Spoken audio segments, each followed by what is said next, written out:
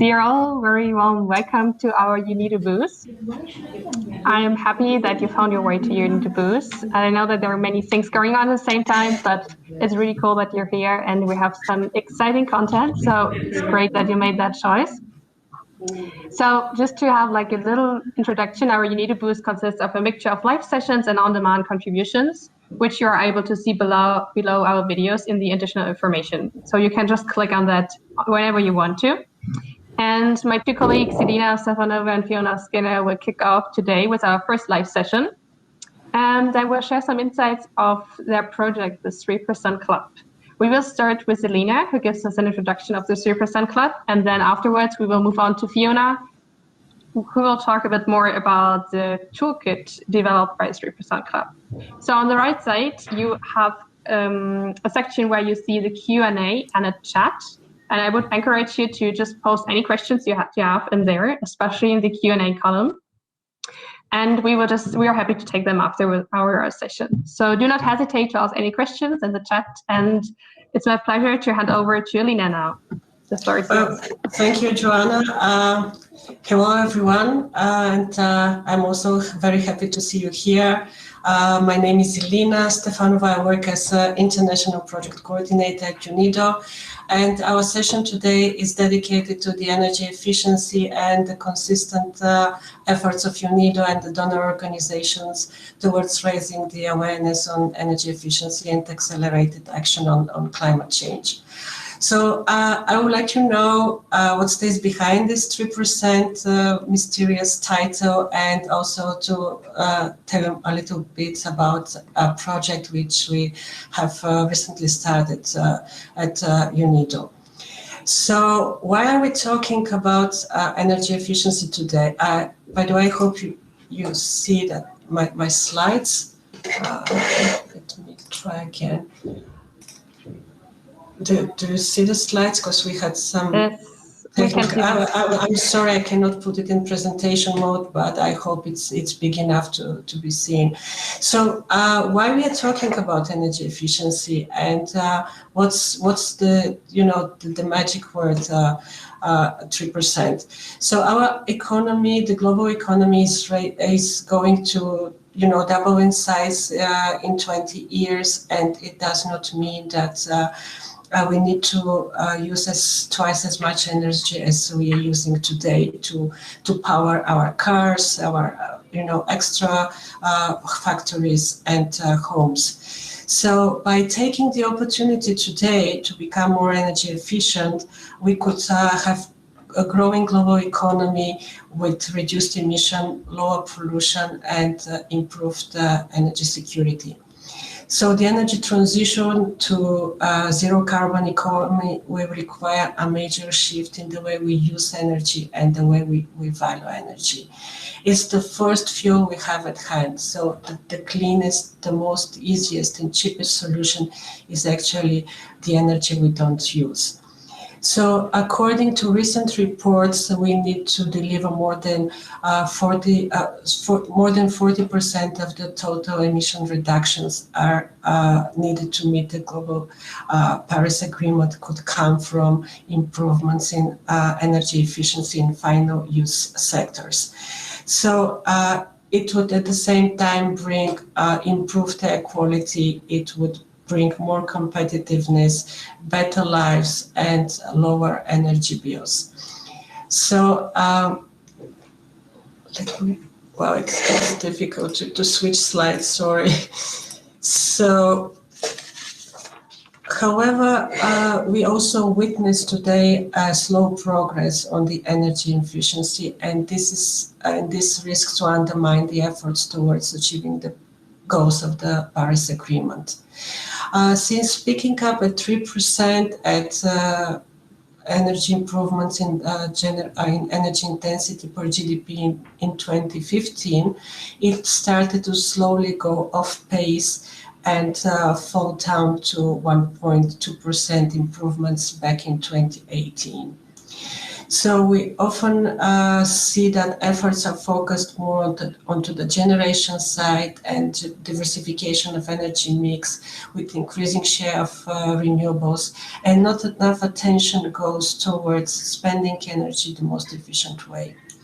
Therefore, it's often referred as the invisible solution because it cannot be seen as, for example, a rooftop covered with solar panels or a fancy electric car which is parked in front of your house. Nevertheless, it brings a lot of positive impacts and improved social and economical benefits. So recognizing this, a number of leading organizations joined efforts in addressing this gap, and they launched this initiative called the 3%. So why 3%? Why they call themselves the 3% Club? It's the 3% is the annual improvement at a global rate, improvement in energy intensity, and it's technically achievable target that could be pursued through proper policies and actions. It is the necessary rate of improvement which needs to be done to deliver on Paris Agreement. Such target also needs an overall commitment, which could only become when governments, business, NGO, and international community join efforts. So the 3% Club was launched during the UN Secretary General Climate Summit in 2019 to coordinate action on accelerated energy efficiency. It also aims to advance partnerships between organizations, governments, and academia and private sector towards to work towards an acceleration to a sustained 3% annual improvement in energy efficiency. Since its launch, the founding partners have worked to align efforts and develop solution offers for the countries that have joined as members the 3% Club. You can see that there are multiple benefits for the members, like working on enhanced ambition on NDCs, helping in preparing strategies and action plans, communicating success stories and best practices, and most importantly, matching the governments with the right solution providers. On this slide, you can see the countries that have already made commitments towards more ambitious targets. And if you don't see your country there, you can help us spread the word and bring this topic at the forefront of the local energy debate. We have also the institutional partners listed here. You see this is a significant group and growing. And we also see that we have the industrial partners also part of this initiative. As it is work in progress, I believe that more and more partners will join and make the relevant commitments towards a sustainable energy efficiency growth. And as I mentioned already, UNIDO is consistently working around the globe in emerging and developing economies to foster energy efficiency. Our teams are on the ground, teamed up with local experts to drive the momentum and speed up the energy efficiency efforts. We conduct tailor-made trainings for the industrial sector. We support the entrepreneurs in terms of accessing finance, and we provide the local governments with policy advice. Our experience shows that we could achieve immediate reduction of energy use by almost 15% with a small range of interventions, which include equipment upgrade and improvement of the energy management systems. And as the conveyor of the industrial energy efficiency, UNIDO has received funding from the government of UK to support the 3% initiative and to work more focused in 4 priority countries and supporting them in identifying opportunities and raising awareness on energy efficiency. project, besides the opportunities, we also would develop a toolkit that would help the countries to run through a diagnostic and provide matchmaking solutions. And of course, we would like to work on progressing on the 3% targets and bringing more commitment into the club.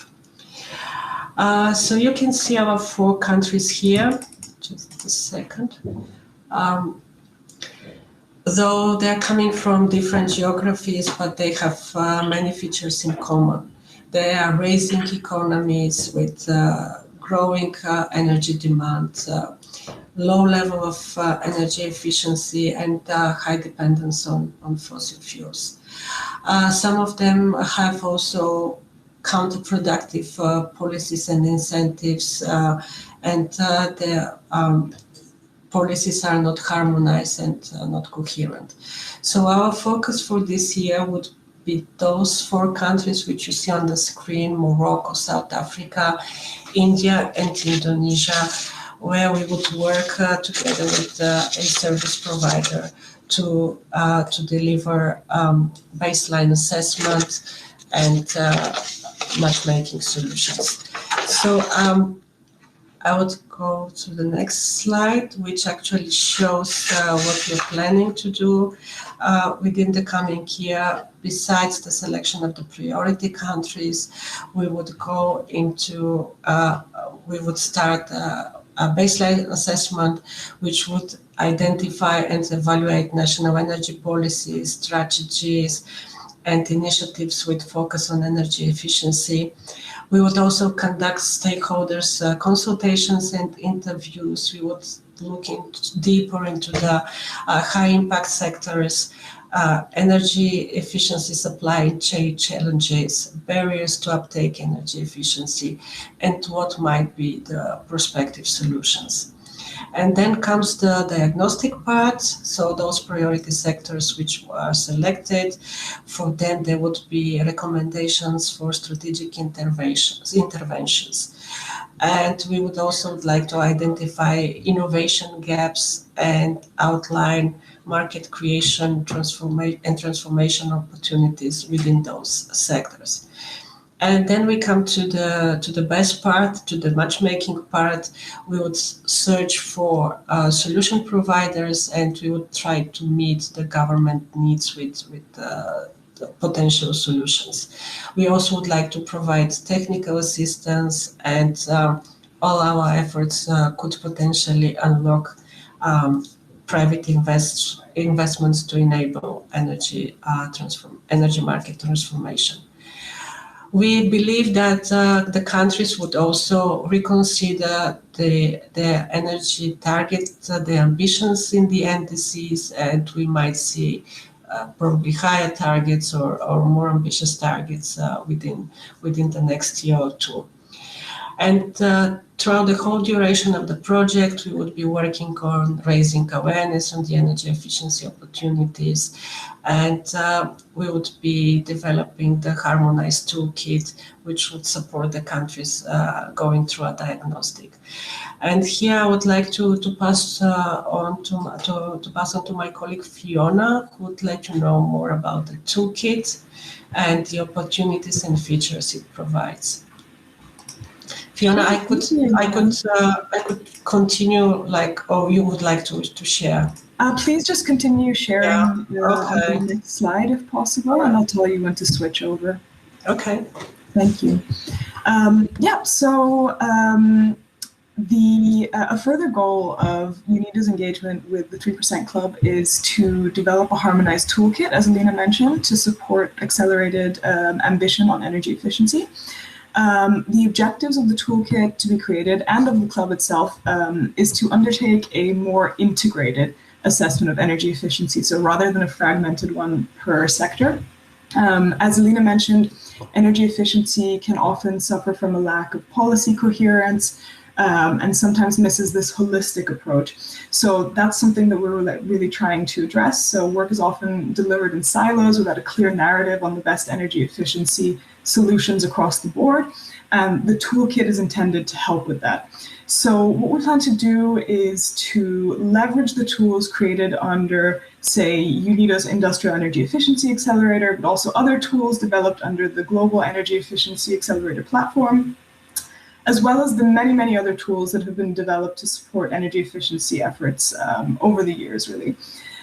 So the goal here is not to reinvent the wheel, but really to leverage existing diagnostic tools to help countries in identifying needs and priorities related to energy efficiency, and to use those to create a harmonized toolkit for countries to start a matchmaking process and to ensure cross-sectoral synergies. So Elena, if you could move to the next slide. Thank you. Now, it's important to say that this tool is very much still under development, but we see the core value proposition of the tool to be sort of threefold. So we have three distinct offerings. The first one is a diagnostic element. So the diagnostic element is intended to help countries identify priority sectors with high energy efficiency opportunity. The methodology that we'll be using to do that is still very much under development, but the intention is to leverage data that we have from the World Bank and the IEA to create a diagnostic assessment that will identify priority sectors in each country with the greatest energy efficiency opportunities. So really help countries to zone in on the sort of low-hanging fruit, if you will. Second is a database of tools, of the existing tools that I mentioned, which can easily be sort of searched by priority sector, so the sector that's been identified in the offering one. And that database can then be sort of filtered by the type of tool that it is, the language that it's provided in, and also say whether it's gender responsive or not. So depending on the user's needs, that can be filtered to really find the tools that can provide the most impact to the user. And then finally, and perhaps most crucially in the context of the 3% Club, is the matchmaking function. So the matchmaking function proposes a selection of 3% Club partners that may be able to support or offer solutions in that identified priority sector. And so, as Alina mentioned, one of the core offers of the 3% Club is this ability to convene. So that's really why we're trying to bring this all together in one toolkit by convening government, civil society, and the private sector, matchmaking those energy efficiency solution providers with those in need of solutions, and facilitating that distribution of energy efficiency tools and resources to all of the 3% Club partners. So the overarching idea is really for this to be a one-stop shop to say, okay, these are the sectors that can have the greatest impact. These are the tools that can support in addressing those sectors, and these are the partners that can support in addressing those sectors. So that's what we're currently working on throughout the year, and we hope to provide an update on the tool soon. Yeah, so with that, thank you for your attention, and I'll hand back to Alina to wrap up.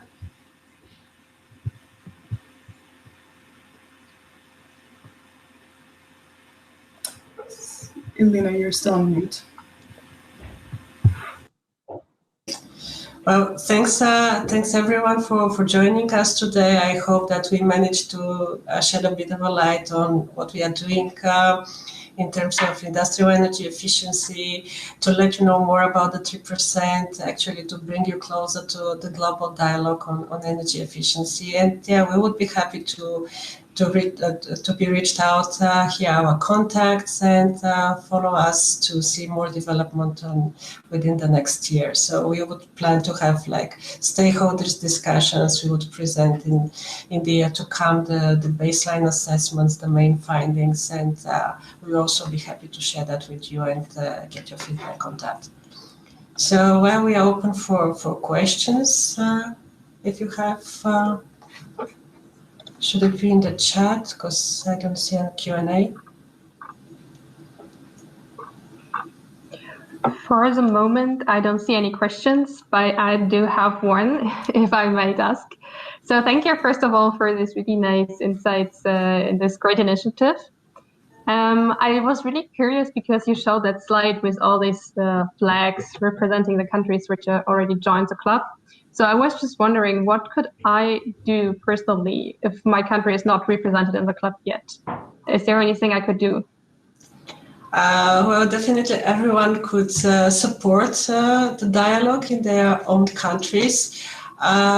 But we try to make the process quite easy, so it's not like a heavy formal procedure. It's more about showing the commitment, the readiness to, to have more ambitious targets. So I think that the leading ministry is usually the energy ministry, if there's or an agency which could also support that discussion.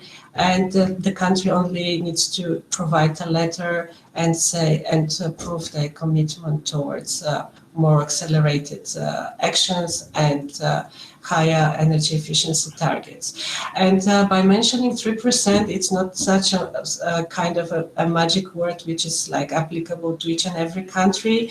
Some countries could deliver, of course, more. So this is like the global average, which needs to be achieved on an annual basis in order to reach the climate, the Paris Agreement targets on time. So it's more about, showing the commitment, showing the readiness, being open to discuss different policies and actions in terms of raising up the energy efficiency in each and every country. So, yeah, we rely on you, Joanna, to help us bring more countries. Of course, yeah, I'll do my best. Thank you a lot. Thanks. So, yeah, thank you very much for having this in our UNIDO booth. I'm happy that you joined your insight with us. And as I said earlier, we have recorded this session, so it will be also available afterwards for everybody who would like just who haven't joined us till the beginning. So you can just click on the link later on and see the full recording. And with this, I just wish you a very nice continuation of the VEF. I hope you'll stay with us for a little more and have a great day. Thank you.